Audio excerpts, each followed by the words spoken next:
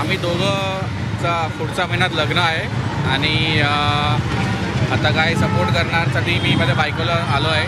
तिचं आता 4था वर्ष आहे आणि माझा पहिला वर्ष आहे। मी फक्त असं आलो म्हणजे नवऱ्याला आग्रहाने घेऊन आला होता।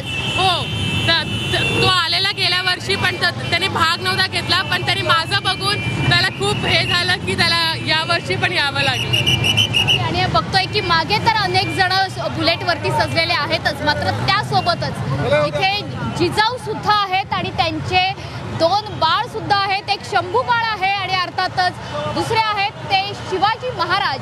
जिजाऊच्या लेखी खरं तर अनेक ठिकाणी बघितलेले आहेत, मात्र आज तुमच्याकडे पाठीमागे सुद्धा आणि पुढे सुद्धा हे 2 जिजाऊंचे पुत्र बसलेले आहेत। हा समोरचा कोण आहे? जरा उभा राहा बाळा, तू उभा राहशील थोडा? शिवबा आहे का तू? हा शिवबा आहे। अच्छा, आणि हा शंभू बाळ आहे का? तर मग कसं वाटतंय शंभूराजांना आज? मस्त वाटतंय। तर काय सांगाल, म्हणजे एक वेगळा संदेश देण्यासाठी घरातल्या मुलांना सोबत घेऊन आलात? त्यांना पण मराठी बाणा कळला पाहिजे ना, म्हणून आपण गुढीपाडव्याच्या निमित्ताने मराठी बाणा जपला पाहिजे, म्हणून मी एक देखावा निर्माण करायचा प्रयत्न केला आहे मराठी बाणाचा। त्यांची जी बाईक आहे ती सुद्धा अतिशय आकर्षक पद्धतीने सजवण्यात आलेली आहे आणि जिजाऊ त्यांच्या शंभू बाळाला आणि शिवाजी महाराजांना सोबत घेऊन आज या शोभायात्रेत सहभागी झालेले आहेत। मागे सुद्धा अनेक बुलेट आपल्याला बघायला मिळत आहेत। यामध्ये बुलेट राणी हे दरवर्षीचं जे आकर्षण असतं त्यांच्यापर्यंत सुद्धा पोहोचण्याचा मी प्रयत्न करणार आहे।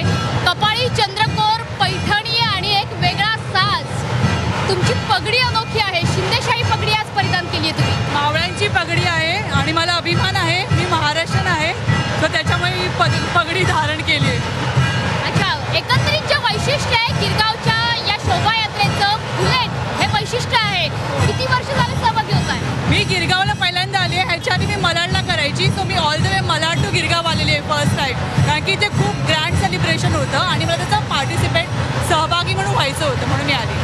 तर त्याच्यामुळे मावळी पगडी ही या गिरगावच्या शोभायात्रेची यंदाच्या वर्षीची शान ठरते असं म्हणायला हरकत नाहीये। त्याच्यामुळे पुष्पांचा सुद्धा वर्षाव केला जात आहे, फुलं उधळली जात आहेत। या सगळ्या बुलेट राण्यांवरती वेगवेगळ्या पद्धतीचे आकर्षक पेहराव, नयनरम्य अशा प्रकारचे पेहराव खरं तर करण्यात आलेले आहेत आणि गिरगावची ही शोभायात्रा खरोखर शोभिवंत दिसते असं म्हणायला हरकत नाहीये। आणखीही काही वेगळ्या पगड्या, वेगळे फेटे, वेगळ्या पगड्या, यंदाचं आकर्षण।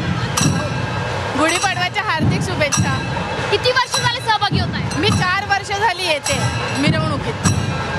मागे सुद्धा बघतोय की ढोल ताशांचा निनाद आहे आणि या गुढीपाडव्याच्या शोभायात्रेच्या निमित्तानं गिरगावकर हा उत्साहानं ओथंबलेला आहे। कॅमेरामन अशोक चौधरी पाटील, 24 तास मुंबई।